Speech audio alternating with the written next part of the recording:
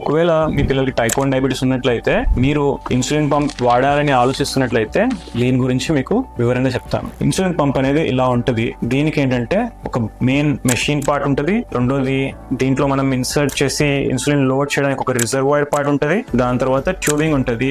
ఇది మన బాడీలో ఇన్సర్ట్ చేసే సైడ్ దగ్గర ఇలా ఉంటుంది అనమాట. మన బాడీలో వెళ్ళేది ఈ చిన్న ప్లాస్టిక్ ఫిలమెంట్ ఫ్యాట్ లోపల ఉంటుంది అనమాట. దాని త్రూ మనకు కంటిన్యూస్ గా ఇన్సులిన్ అనేది డెలివర్ అవుతుంది. దీంతో పాటు మనం ఈ సెన్సర్ అనేది గ్లూకోజ్ చెక్ చేసే సెన్సర్ ని వాడతాము. దీన్ని CGMS అంటాము. ఈ CGMS ద్వారా షుగర్ లెవెల్ బాడీలో ఎంత ఉందో అనేది డైరెక్ట్ గా మనకు పంప్ కి ట్రాన్స్మిట్ అయ్యి డేటా అనేది దీంట్లో వస్తుంది అనమాట. ఈ ఇన్సులిన్ పంప్ వల్ల పిల్లలకు మల్టిపుల్ ఇంజెక్షన్స్ ఇవ్వకుండా 3-4 డేస్ ఒకసారి మార్చేటట్టు మనము చూసుకోవచ్చు. ఇన్సులిన్ అనేది తీసుకునేటప్పుడు మనం దాంట్లో ఎన్ని గ్రామ్స్ కార్బోహైడ్రేట్స్ తింటున్నాము అనేది ఎంటర్ చేస్తే మాత్రము ఇన్సులిన్ ఆటోమేటిక్ గా డెలివర్ అవుతుంది. మూడో అడ్వాంటేజ్ ఏంటంటే షుగర్ లెవెల్స్ తగ్గుతున్నట్లయితే ఇన్సులిన్ అనేది ఆటోమేటిక్ గా స్టాప్ అయ్యి బాడీలో ఇన్సులిన్ లెవెల్స్ మనకు లో అనేది రాకుండా చూసుకుంటుంది అనమాట. సో ఇన్సులిన్ పంప్ కి చాలా అడ్వాంటేజెస్ ఉంటాయి. మీరు ఒకవేళ ఇట్లా ఆలోచిస్తున్నట్లయితే పంప్ వాడడానికి మీరు మమ్మల్ని సంప్రదించవచ్చు ఫర్ మోర్ ఇన్ఫర్మేషన్.